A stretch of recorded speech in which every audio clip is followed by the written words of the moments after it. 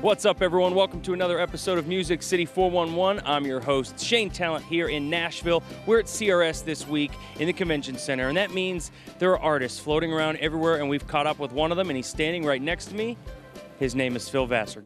Come on over, everybody's hanging out at my house. Stars are out, campfires burning, and the music's loud. Good to see you, my friend. Good to see you. I'm actually working a booth. I'm actually mopping. Did some vacuuming this morning. That's why I'm here, and you know, it is fun. I'm just kind of hanging out, watching everybody walk by. It's got here. We're not going to talk age, but you're a seasoned veteran at CRS. How important is it to you, especially when you've got new music out? It's great. I mean, you know, it's really a good time. I mean, I always love CRS just because it's everybody comes to us for once. You know, we see these guys on the road, or we see them in the city where they are, and then everybody finally comes to Nashville, where I can actually go back and sleep at my house tonight. You know, and it's really fun. I mean, the guys are having a blast, and everybody's loose, and it's definitely a party atmosphere, you know. Yes, we're all recovering from last evening's festivities. That's an understatement. What do you have? What are you talking to people about? My new single comes out in about 3 weeks, and we're excited about it. New record coming out in the summer, and we're on the road everywhere, and you know, it's a busy time. It's good. I've seen a bunch of your live shows. When did you start like dancing on the piano and that energy? When did that start? Well, you know, I mean, it's just always have been. I ran track in college and played football and did all that stuff. I mean, I'm just kind of athletic anyway.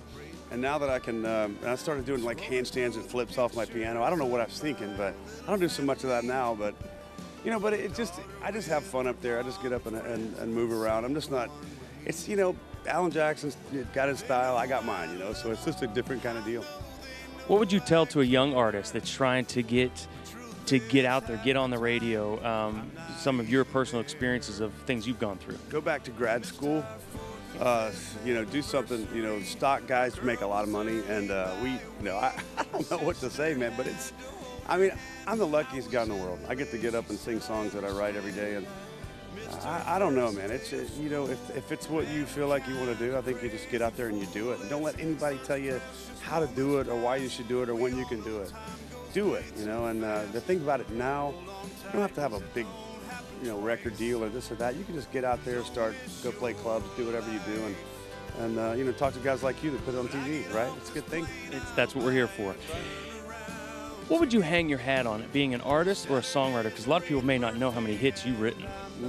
You know, I'm always going to be a songwriter, and I love being a singer, and you know, every part of it. But writing songs, to me, you start out with a blank sheet of paper, and then something happens and it gets on the radio and it's a big hit, or even if it's not a hit, if it's just something you love.